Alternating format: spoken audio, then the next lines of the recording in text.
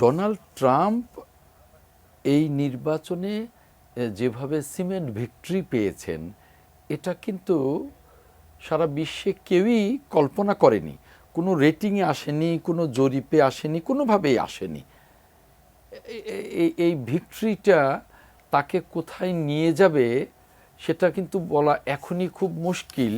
তিনি একটা জিনিস কিন্তু ইতিমধ্যে আমেরিকার ভেতরে ডেভেলপ করেছেন, সেটা হলো রেইসিজম। এই রেইসিজমটা কিন্তু খুব মারাত্মক ধরনের আশঙ্কায় ফেলতে পারে আমেরিকান অন্যান্য বর্ণের মানুষদেরকে।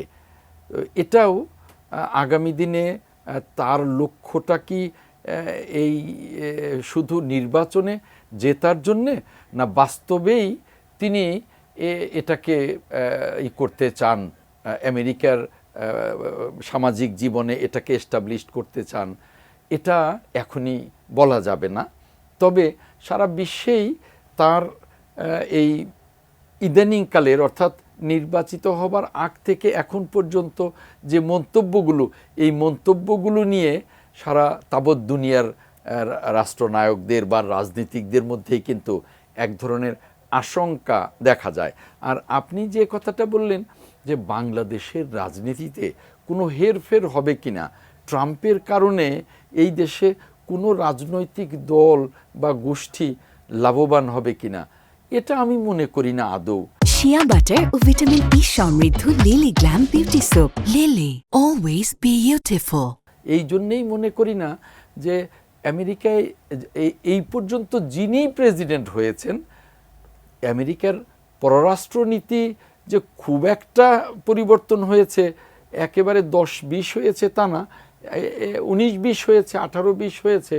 এবং তাতে করে বাংলাদেশের মতো দেশকে নিয়ে আমেরিকায় বড় ধরনের কোনো নীতিগত পরিবর্তন হবে যখন বাংলাদেশে একটি ছাত্র গণ অভ্যুত্থান, যে ছাত্র গণ অভ্যুত্থানে বাংলাদেশের সকল রাজনৈতিক দল সম্পৃক্ত ছিল, যার শুরু হয়েছিল প্রায় 14 বছর আগে থেকে।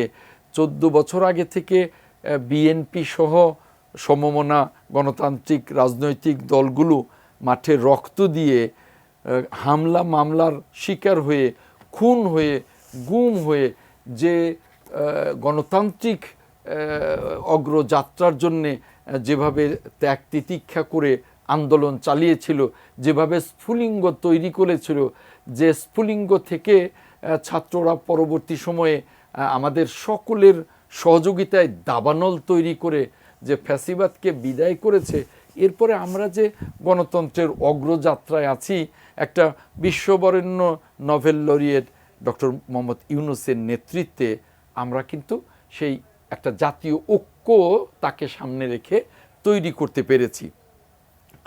এই জায়গাটায় ডোনাল্ড ট্রাম্প এখানে এমন কিছু করবে, তার কাছে তো তথ্য আছে।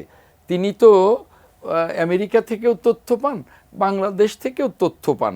অবাধ তথ্য প্রবাহের যুগে তাদের সেই মেকানিজম, সেই টেকনোলজি আছে। কাজেই তার কাছে সব তথ্যই থাকবে যে এখন আমরা বাংলাদেশ একেবারে জাতীয় ঐক্যবদ্ধ, জাতীয়ভাবে ডক্টর মোহাম্মদ ইউনূসের নেতৃত্বে। তো সেই ক্ষেত্রে আমি মনে করি না যে ডোনাল্ড ট্রাম্প, সারা তাবৎ বিশ্বের মানুষই কিছু না কিছু আশঙ্কা প্রকাশ করছেন, তারপরেও আমাদের বাংলাদেশে সেরকম কিছু হবে বলে আমি মনে করি না।